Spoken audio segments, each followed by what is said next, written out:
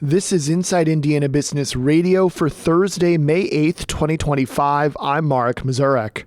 The term apprenticeship is normally thought of in the context of construction trades as a way to train the next generation of workers. But an Indiana University-led program is embracing apprenticeship as a way to get new teachers into the classroom.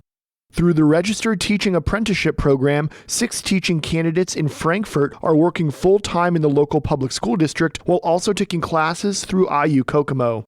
IU's Assistant Vice President for School Partnerships, Leah Nellis, said the program is great for people who are currently working in schools as assistant instructors who want to upskill to become full-time teachers.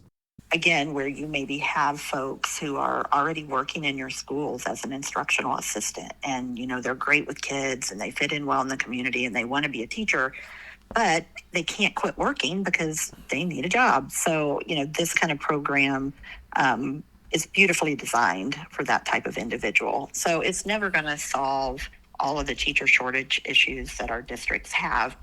Inelda Southerly Ramos is one of those 6 participants. She said she enjoys doing lessons with children and then hearing what the lessons are meant to impart and talking about why they did or didn't go well.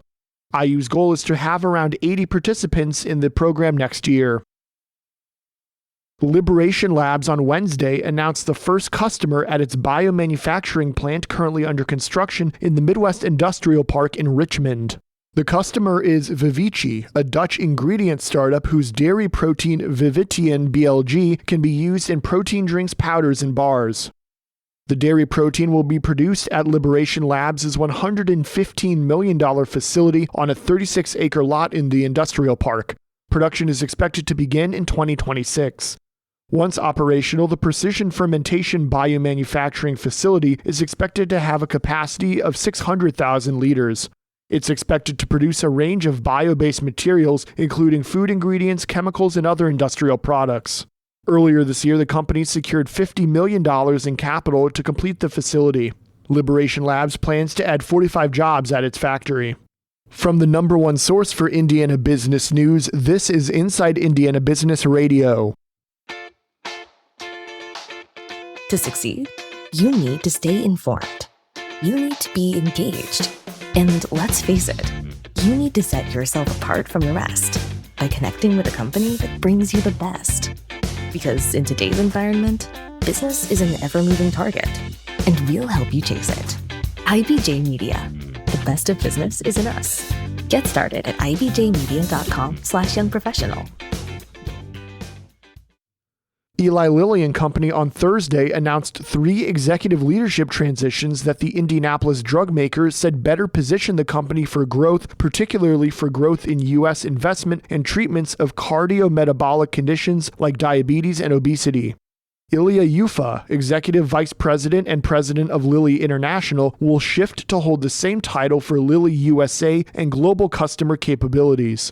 Lilly said Yufa will lead the U.S. business, including sales, marketing, and commercial capabilities for marketed products, and will be responsible for the commercialization of upcoming U.S. product launches.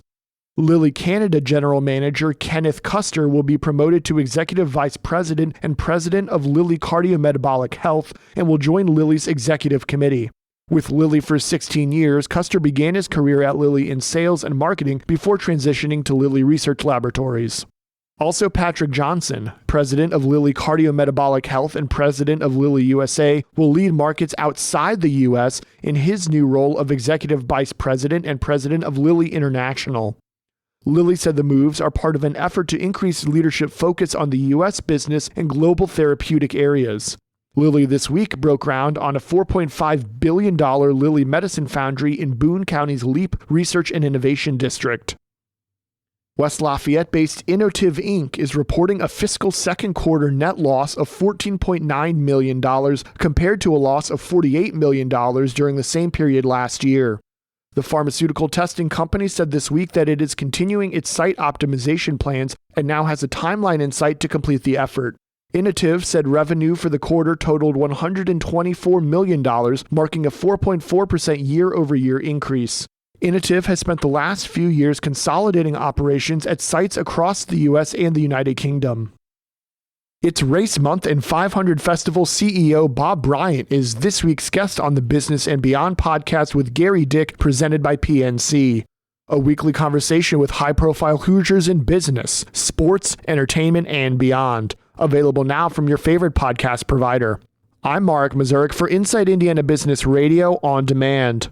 Get ready for full throttle coverage as we shift into high gear for Business at the Brickyard, presented by LiUNA with support from the City of Westfield and Daniel's Family Vineyard and Winery. We're giving you the inside track on the powerful connection between motorsports and the Indiana economy. Join us at the Indianapolis Motor Speedway for exclusive interviews, behind-the-scenes access, and the stories that drive the business of motorsports. So buckle up and join us for Emmy Award-winning Business at the Brickyard coverage all month long.